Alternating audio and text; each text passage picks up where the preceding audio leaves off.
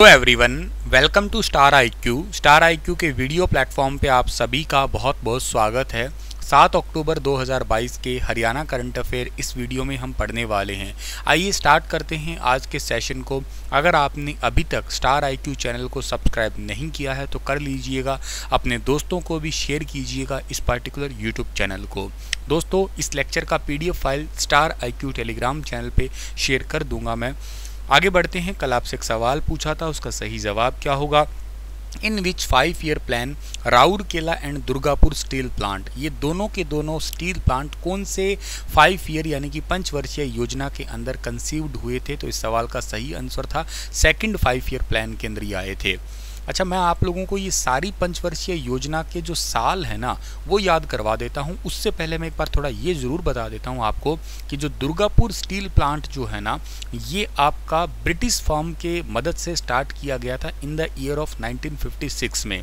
और Bhilai steel plant जो है ना वो 1967 में जो सोवियत यूनियन है इसके तरफ से स्टार्ट किया गया था इनकी मदद से। ठीक है, ये जरूर याद रखना।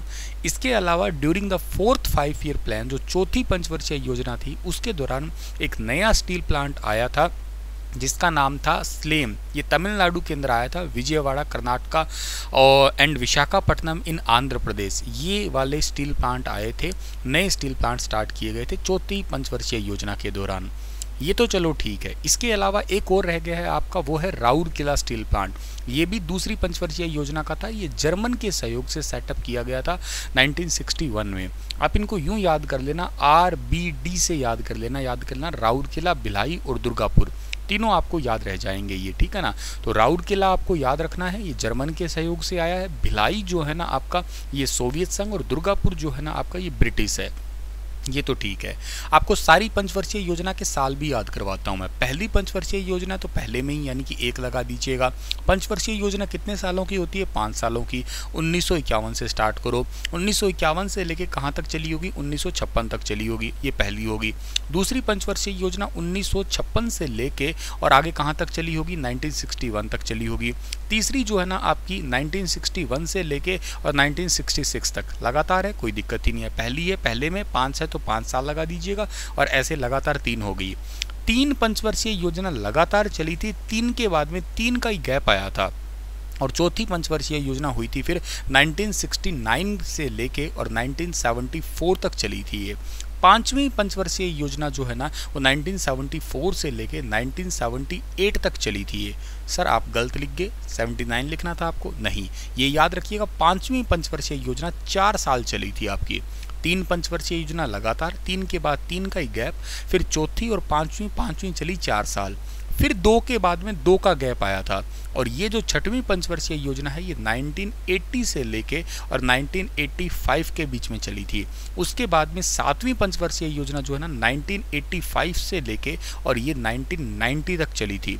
3 लगातार, 3 का गैप, 2 उसके बाद में 2 का गैप, फिर 2 का गैप आया है अब आपका, और अब कोई गैप नहीं आएगा, अब लगातार होगी। 8वीं पंचवर्षीय योजना 1992 से लेके 1997 तक है आपकी। 9वीं पंचवर्षीय योजना 1997 से लेके और 2002 तक है। 10वीं जो आपकी पंचवर्षीय योजना है वो है 2002 से लेके और आगे चली है 2007 तक चलेगी। और 11वीं पंचवर्षीय योजना 2007 से लेके 2012 तक है। ठीक है। और 12वीं और लास्ट पंचवर्षीय योजना 2012 से लेके 2017, क्योंकि मार्च 2017 के बाद में कोई पंचवर्षीय योजना नहीं थी, इन बिटवीन ही इससे पहले ही इस 5 ईयर प्लान को रिप्लेस कर दिया गया। 1 जनवरी 2015 से इंडिया में आ गया national institution for transforming India, यानी कि नीति आयोग आ गया, थिंक टैंक आ गया आपका। तो ये ज़रूर याद कर लेना, स्क्रीनशॉट रख लेना। मैंने छोटी सी कोशिश की है आपको याद करवाने की, उम्मीद है आपको ये डेटा याद हुआ होगा। आज का पहला हरियाणा करंट अफेयर क्या रहेगा कि हरियाणा में 10,000 एकड़ जमीन पर जंगल सफारी की स्थापना की जाएगी। मैंने आपको ये क्वेश्चन ऑलरेडी पढ़ा चुका हूँ, लेकिन आज थोड़ा सा डिटेलिंग और दे रहा हूँ कि जंगल सफारी का कितना एकड़ एरिया गुरुग्राम जिले से होगा। तो इस सवाल का सही आंसर होगा 6,000। अगर आप मेरा प्रीवियस लेक्चर याद करते हो तो मैंने यही बात तुम्हें बताई थी कि हरियाणा के 2 ज़िले, एक ज़िला है जिसका नाम गुरुग्राम बताया, एक ज़िला जिसका नाम मैंने बताया था नू। इन 2 ज़िलों के अंदर ये दुनिया का सबसे बड़ा कहिएगा या हमारा सबसे बड़ा सफारी पार्क कहिएगा, ये बनने वाला है। लेकिन आज मैं आपको ये बता रहा हूँ कि इनमें कितना एकड़ ज़मीन एरिया होगा। तो गुरुग्राम का एरिया होगा 6000, रिमेनिंग बच गया वो नूह का है तो वो होगा 4000 एकड़ का एरिया। ज़रूर याद रखना है आपको ये वाली बात। हरियाणा के मुख्यमंत्री जी रिसेंटली जाके आए हैं दुबई, तो इन्होंने ही जो है ना इसी की घोषणा की है, ये बात भी याद करना। ये पार्क तो होगा एशिया का सबसे बड़ा वगैरह वगैरह सब बात पता है। अब सर ये बताइए करंटली सबसे बड़ा कहाँ पे है? तो करंटली यानी कि वर्तमान में सबसे बड़ा जो है ना ये आपका शारजाह है, ये याद रखना, अफ्रीका का शारजाह या दुबई या अबू धाबी का शारजाह कहिएगा, जिसका एरिया है 2000 एकड़ का। और 2000 एकड़ का इसका एरिया तो इससे लगभग 5 गुना ज़्यादा बड़ा होगा। The proposed Aravalli park would be 5 time bigger. इसका नाम अरावली सफारी पार्क रखा जाएगा। आपको शायद याद हो मेरे प्रीवियस क्वेश्चनों से, लगभग शायद फरवरी के महीने के अंदर करंट अफेयर पढ़ाया हो मैंने। अगर आप मुझसे रेगुलर डेली करंट अफेयर पढ़ते हैं तो मैंने पढ़ाया था कि भारत की पहली OECM साइट, ये भी अरावली बायोडाइवर्सिटी पार्क गुरुग्राम को घोषित की गई है, शायद याद हो तो आपको। मुख्यमंत्री जी ने ये भी कहा है कि यहाँ पे ना कुछ जोन वाइज डिवाइड किए जाएंगे, जैसे तकरीबन 4 जोन होंगे बिग कैट्स के लिए, जैसे कि लायन है, टाइगर है, पैंथर्स है, चीता है। इन्होंने कहा कि चीता भी हम लाने की कोशिश करेंगे, जैसे आपने मोदी साहब के द्वारा लाए गए चीता को देखा होगा, प्रोजेक्ट चीता जैसे चलाया था, वैसे ही हम कहते कोशिश करेंगे कि ऐसे ही चीता हम लोग लेके आ पाएँ मध्य प्रदेश से। लेकिन फ़िलहाल के लिए तो लायन, टाइगर, पैंथर्स जो है ना ये यहाँ पर लाने की कोशिश रहेगी, ये बात है। चलो अब आपको ये भी बात बता देता हूँ कि गुरुग्राम डिस्ट्रिक्ट के ये वाले गांव हैं, आप इनको शायद पढ़ सकते हैं, PDF फाइल शेयर कर दूंगा स्टार IQ टेलीग्राम चैनल पे। इन गाँवों को इतना नीडी नहीं है भाई, नॉलेज के लिए आप लोग जान सकते हैं इनको। एक बात और इम्पॉर्टेंट है कि जब ये दुबई जाके आए हैं ना तो गुरुग्राम को ग्लोबल सिटी के रूप में तो कन्वर्ट कर ही रहे हैं, ये बात तो आपको बहुत अच्छे से पता है। स्विट्ज़रलैंड की तर्ज पे, सिंगापुर की तर्ज पे इसको जो है ना विकसित किया जा रहा है। यहाँ के अंदर एक्वेरियम वगैरह बनाए जा रहे हैं, 50 एकड़ में साइंस सिटी बनाई जा रही है, इंटरनेशनल सोलर अलायंस इसी ज़िले के अंदर है, ये सब बातें पता है। यहाँ की एक कंपनी REC, जिसको रिसेंटली भारत की 12वीं महारत्न कंपनी का भी दर्जा दिया गया, वो भी मैंने पढ़ाया था। गुरुग्राम में 13 कंपनियों की जो है ना वो अभी इंटरेस्ट दिखाया है, तकरीबन 1 लाख करोड़ का इन्वेस्टमेंट आएगा, ऐसे हरियाणा के CM साहब ने कहा है। इंटरसिटी और सिटी बसों की कनेक्टिविटी हो जाएगी, बुर्ज खलीफा जैसी बिल्डिंगें तैयार की जाएगी गुरुग्राम में, regional rapid transit system, semi high speed train इसमें चलेगी। दिल्ली के IGI एयरपोर्ट के लिए द्वारका एक्सप्रेस वे से सिटी को कनेक्ट कर दिया जाएगा। हुड्डा सिटी सेंटर से मानेसर जाने वाले मेट्रो रूट ग्लोबल सिटी से जोड़ दिया जाएगा। और गुरुग्राम और नूह में सफारी पार्क बनेगा, ये तो ठीक है ही है। इसके अलावा लोगों को रोजगार ऐसे मिलेगा कि गाँव में होम स्टे पॉलिसी का फ़ायदा होगा, जिससे पर्यटन स्थल को बढ़ावा तो अपने आप में मिलेगा ही मिलेगा। और इसके अलावा कुछ प्लेसमेंट की कंपनियों भी रुचि दिखाई है, तकरीबन 8 बड़ी कंपनियों ने जो है ना वो स्किल डेवलपमेंट के जरिए हरियाणा के युवाओं को नौकरी देगी। तो 1 लाख युवाओं को लगभग जो है ना नौकरी दी जाएगी। कंपनी ने एक छोटा ऑर्डर भी दिया है, हाउस कीपिंग की डिमांड आई है हरियाणा से। तो जो हरियाणा में परिवार पहचान पत्र के तरफ से गरीबी रेखा से नीचे जो युवा आते हैं ना उनको वहाँ ट्रेनिंग के लिए भेजा जाएगा, जिससे उनको रोजगार दिया जाए इनिशियल स्टेज पे। ग्रामीण विकास मंत्रालय ने किस जिले में ई-कॉमर्स प्लेटफॉर्म शुरू करने की घोषणा की है? ये क्वेश्चन भी बहुत ज़्यादा इंपॉर्टेंट है और इस सवाल का आंसर भी गुरुग्राम है। आप यूँ कहिएगा कि मुझे एक दिन ऐसा करना पड़ेगा कि 2 या 3 घंटे तक एक क्लास लेनी पड़ेगी रेगुलर, जिसमें मैं सिर्फ गुरुग्राम को ही पढ़ाऊँ, क्योंकि गुरुग्राम के बहुत इंपॉर्टेंट क्वेश्चन कलेक्ट हो चुके हैं। एक दिन ऐसा करूँगा, सिर्फ गुरुग्राम के इंपॉर्टेंट करंट अफेयर शेयर करूँ, क्योंकि एग्जाम पर्सपेक्टिव ये ज़रूरी होता दिख रहा है। ई-कॉमर्स प्लेटफॉर्म स्टार्ट करने वाला है, ये तो ठीक है, लेकिन ये स्टार्ट करेगा भारत का ये डिपार्टमेंट जिसका नाम है आपका ग्रामीण विकास मंत्रालय। जैसे आप फ्लिपकार्ट, अमेजोन को जानते हो, इसी तरीके से ग्रामीण विकास मंत्रालय से स्टार्ट करेगा, ये याद रखना। गुरुग्राम में पहली बार आपको पता है, मैंने थोड़े दिन पहले पढ़ाया था, सरस मेला लगने वाला है 7 अक्टूबर से, यानी कि आज ही से स्टार्ट होकर 23 अक्टूबर तक चलेगा। ये सेक्टर 29 के लेजर वैली ग्राउंड के अंदर ये होने वाला है। यहाँ पे 27 राज्यों के उत्पादों की 250 से ज़्यादा स्टॉल लगाई जाएगी खाने पीने की शौकीन के लिए। जो लोग हैं उनके लिए 2 अलग अलग राज्यों के 30 लाइव फूड स्टॉल भी यहाँ पे लगाए जाएंगे। एक प्रकार से इस मेले में आने वाले लोगों के लिए मिनी भारत के दर्शन होंगे, मतलब पूरे भारत को समराइज कर दिया जाएगा यहाँ पे। इस मेले में जो सेल्फ हेल्पिंग ग्रुप है उन महिलाओं के लिए रोजाना अलग अलग विषयों पे वर्कशॉप करवाई जाएगी, जिनसे उन्हें अपने उत्पादों की बिक्री के लिए मार्केटिंग स्किल जो है ना वो सिखाए जाएंगे, ताकि वो अपने मार्केटिंग स्किल से अपने प्रोडक्ट को बेच सके। ये मेला हर रोज़ 11 बजे से लेकर रात 9:30 बजे तक चलेगा। अगर मौका रहा तो क्या पता मेरा भी दिल कर जाए, क्योंकि इन बिटवीन दिवाली भी आ रही है ना, तो छुट्टियां शायद मिल जाए तो मैं भी इस मेले के दर्शन करने आ ही जाऊं। हरियाणा की होजरी की खूब डिमांड है। वैसे हरियाणा में होजरी खेल का सामान है, ग्राहकों की बड़ी डिमांड है यहाँ पे। हरियाणा पंजाब से स्पेशली MSME उद्योग जो है ना बहुत ज़्यादा है। इसके अलावा फरीदाबाद की हेयर हीना है, पानीपत के कंबल है, पर्दे हैं, बालों का तेल है, गुरुग्राम से टॉर्च लाइट है। ये हरियाणा की विशेष चीज़ें, इनको भी खास तौर पे यहाँ पे दिखाया जाएगा। हरियाणा के किस जिले की तैराक दिव्या सतीजा ने गुरुग्राम के अहमदाबाद में जारी राष्ट्रीय खेलों गुरुग्राम के नहीं, माफ़ करना, गुजरात के, ये मेरे को गुरुग्राम ही नज़र आता है क्या सपनों में भी। गुजरात के अहमदाबाद में जारी राष्ट्रीय खेलों में तैराकी की 50 मीटर बटरफ्लाई स्पर्धा में शानदार प्रदर्शन करते हुए नया नेशनल रिकॉर्ड बनाया है।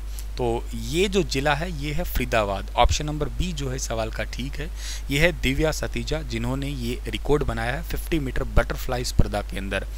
नया नेशनल रिकॉर्ड बनाया है ये, और ये जो है ना वेद प्रकाश सतीजा की बेटी है। 28.76 सेकंड का टाइम लिया है इन्होंने, अपनी हिट पूरी की है। और इनसे पहले ये नेशनल रिकॉर्ड होता था महाराष्ट्र की ज्योत्सना पंसारे के पास। इनका रिकॉर्ड था 29.12 सेकंड का, लेकिन इनको क्रॉस कर दिया फरीदाबाद के सेक्टर 46 की रहने वाली 28.76 सेकंड के अंदर दिव्या सतीजा ने। दिव्या सतीजा ने इससे पहले अक्टूबर 2017 में भोपाल में 71वीं गैलन मार्क सीनियर नेशनल चैंपियनशिप में 50 मीटर बटरफ्लाई स्पर्धा के अंदर ही 28.64 सेकंड का टाइम लेके नया नेशनल रिकॉर्ड जो है ना बनाया था। और तब दिव्या ने 2009 में कर्नाटक की सुभा सी द्वारा रिकॉर्ड तोड़ दिया था। सुभा ने 29.01 सेकंड का टाइम लिया था उस टाइम पे।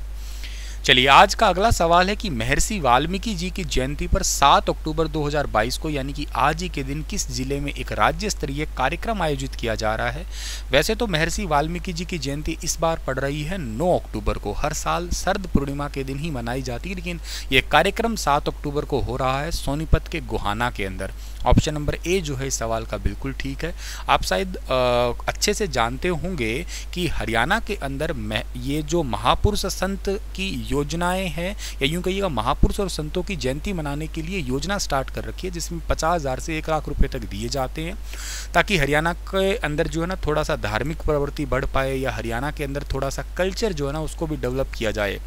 तो इस बार चौधरी देवीलाल स्टेडियम गोहाना के अंदर ये 7 अक्टूबर को होने वाला है महर्षि वाल्मीकि जी का राज्य स्तरीय समारोह। मैंने क्वेश्चन इसीलिए बनाया क्योंकि जब राज्य स्तरीय समारोह होता है तो जरूरी है यहाँ की जो घोषणाएं होंगी वो भी जरूरी होंगी, वो नेक्स्ट लेक्चर में आपको पढ़ा दी जाएगी। महर्षि वाल्मीकि जी जानते होंगे 24,000 श्लोकों में श्री राम जी की उपाख्यान रामायण लिखी है इन्होंने। इनका वैसे वास्तविक नाम रत्नाकर था। इनका पालन जंगल के अंदर हुआ था भील जाति के थ्रू। शरद पूर्णिमा के दिन ही इनका जन्म दिवस मनाया जाता है, अश्विन मास की शरद पूर्णिमा के दिन माना जाता है कि चंद्रमा 16 कलाओं से पूर्ण होता है। तो हमारे घर पे, शायद आप सभी के घर पे भी कुछ ऐसा होगा रिवाज कि छत के ऊपर खीर बना के रख देते हैं और फिर सुबह के टाइम पे या रात को 12 बजे के बाद में उस खीर का प्रसाद के रूप में लिया करते हैं। कहते हैं चंद्रमा इस दिन 16 कलाओं से पूर्ण होता है, तो वो जो खीर है उसमें चंद्रमा की लाइट पड़ने से, साइंटिफिक रीजन भी है, लाइट पड़ने से वो क्या कहते हैं हेल्दी हो जाती है, या यूं कहिएगा जो भी एनर्जी होती है सनलाइट की, या जो आपका सन तो खैर रहता ही है, कभी ख़त्म में आप कहोगे सर रात को सन कहाँ से आ गया, सन तो हमेशा ही रहता है 24 घंटों। तो वो जो लाइट है चंद्रमा के थ्रू हमारे पास आती है, वो लाइट बॉडी के लिए ज़रूरी होती है, ऐसा साइंस भी मानती है। इस दिन ऐसा माना जाता है कि रावण अपनी नाभि के अंदर अमृत धारण किया करता था। और भी माइथोलॉजिकल बातों में ऐसा है, भगवान श्री कृष्ण जी ने इसी दिन ही 16,000 रानियों के साथ में रास रचाया था, रास लीला की थी। ठीक है, तो ये दिन काफ़ी इंपॉर्टेंट है 9 अक्टूबर का। आइए अगला सवाल है कि हरियाणा के किस दिन में हॉलैंड तकनीक पर फूलों की मंडी बनाई जाएगी। हॉलैंड टेक्निक पर फूलों की मंडी, ये है गुरुग्राम डिस्ट्रिक्ट। मैं यूं कह दूं कि आज का सेशन ना गुरुग्राम स्पेशल होगा तो शायद बुरा नहीं होगा या गलत भी नहीं होगा। गुरुग्राम के अंदर हॉलैंड टेक्निक पे फूलों की मंडी बनाई जाएगी। कृषि मंत्री जेपी दलाल ने हरियाणा के एनसीआर रीजन के अंदर फूल मार्केट बना के लोगों को प्लेटफॉर्म उपलब्ध करवाया जा सकता है, क्योंकि हॉलैंड के अंदर जैसे जैसे आपकी फूलों की बोली लगती है, नई नई टेक्निक्स जो है ना, जैसे फूलों को लंबे टाइम तक कैसे रखा जा सकता है, ऑनलाइन नीलामी प्रक्रिया क्या होती है, फूलों को कहाँ पे बेचा जा सकता है, उसी टेक्निक के ऊपर जो है ना यहाँ पे बेसिकली काम किया जाएगा। तो ये पॉइंट आप लोगों को याद करना है। कृषि विभाग की एससीएस जिनका नाम सुमिता मिश्रा है, वो भी हॉलैंड दौरे पे है, हरियाणा के कृषि और मत्स्य मंत्री के साथ में ही याद रखना। और के साथ ही 44 मिलियन फूल रोज़ाना बाहर से आ रहा है इस मार्केट के अंदर। तो इसी के साथ ही लगभग 30% नीलामी में स्थानीय नीलामी जा रहा है, 70% नीलामी दे रहे हैं दूसरे देशों को। तो ऐसे ही समझो कि नीलामी का काम हरियाणा के जो गुरुग्राम है वहाँ पे होने वाला है। कैसे फूलों का रख रखाव करना है, कितना डिग्री टेम्परेचर होना चाहिए, ये सब कुछ काम यहाँ पे जो है ना होने वाला है हरियाणा के गुरुग्राम के अंदर। चलिए जी, इसी के साथ ये सेशन समाप्त कर रहा हूँ। आज आपके लिए सवाल छोड़ रहा हूँ कि world largest religion population wise बताइएगा कौन सा है। आप लोग वैसे मत बताइए, पॉपुलेशन वाइज बताइए, हिंदू, मुस्लिम, क्रिश्चियन और बुद्धिस्ट। कल फिर हाजिर होऊंगा लेटेस्ट अपडेट के साथ में। तब तक आप अपना ख्याल रखना, हंसते रहना, मुस्कुराते रहना। सेशन आपको मेरे कैसे लगते हैं बताइए ज़रूर। प्लीज़ स्टार IQ चैनल को मैक्सिमम सब्सक्राइब करवाइएगा, शेयर करवाइएगा। Thank you so much.